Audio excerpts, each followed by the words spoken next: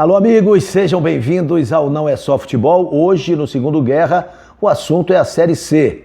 Paysandu perdendo mais uma. O Remo seguindo na maratona de empates. E as nossas perspectivas para a sexta rodada neste final de semana. Terceira divisão em destaque para você aqui, Segundo Guerra.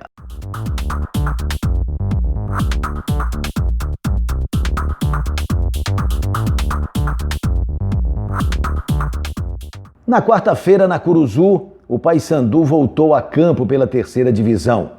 E embalado pelo título paraense, embalado pela reconquista da hegemonia do nosso futebol, parecia pronto para vencer. Mas isto não aconteceu, muito pelo contrário.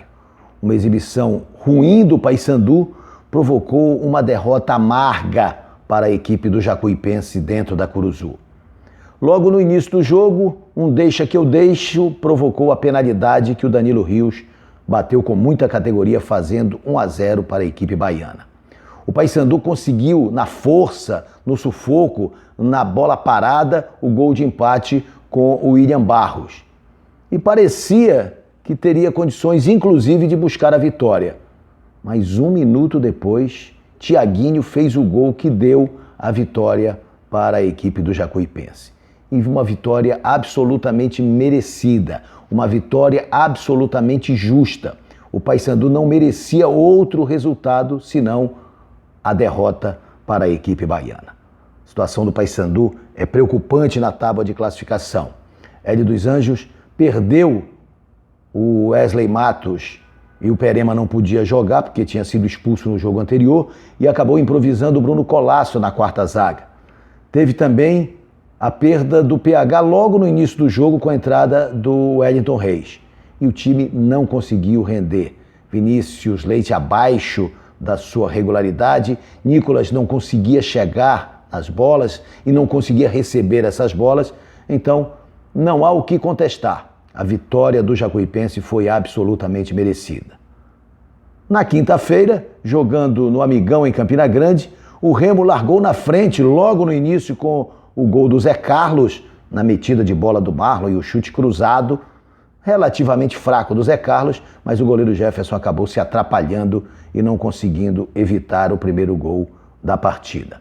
E o Remo passou então a administrar o jogo, mas no seu campo veio muito para trás e permitiu ao 13, mesmo sem muita concatenação, sem muita competência, o domínio da partida, ou pelo menos a posse de bola. E aí, lances fortuitos no segundo tempo provocaram este placar que demonstrou no final um pouco do que foi a partida em termos de disputa de jogo, de igualdade. O 13 empatou com um gol contra do Rafael Jansen, aliás, o gol mais bonito do jogo, uma bela cabeçada, ele acabou tirando a possibilidade de defesa do Vinícius. Depois, um gol de Totó colocou o 13 à frente, o 13 já com um jogador a menos pela expulsão do Robson. É verdade, o cruzamento da direita, o Frontini tocou na bola, ela tocou no alemão, bateu no calcanhar do Frontini, acabou ganhando força e entrando. E aí, o Remo foi para cima e achou o gol de empate numa cobrança de falta do Charles pela esquerda, em que outra vez o goleiro Jefferson não conseguiu chegar a tempo para fazer a defesa. E o placar de 2-2 deixou as duas equipes, de certa forma, incomodadas. O 13 porque não conseguiu sair da zona vermelha. E o Remo porque tinha tudo para chegar à liderança e acabou estacionando na terceira posição.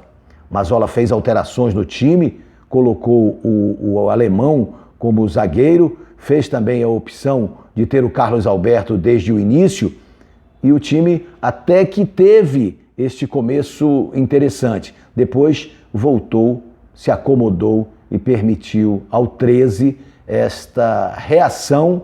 A gente poderia colocar esses lances como lances fora do contexto, mas não é um resultado de todo ruim, mas não era o que o Leão Azul queria. Agora, Papão e Leão têm confrontos no final de semana. O Paysandu sábado enfrenta o Imperatriz e tem problemas para escalar a equipe. O Paysandu não tem Wesley Matos, não tem PH, não tem Serginho, não deve ter Nicolas. Enquanto isso, o Imperatriz, agora ao comando do Estevan Soares, busca sua recuperação.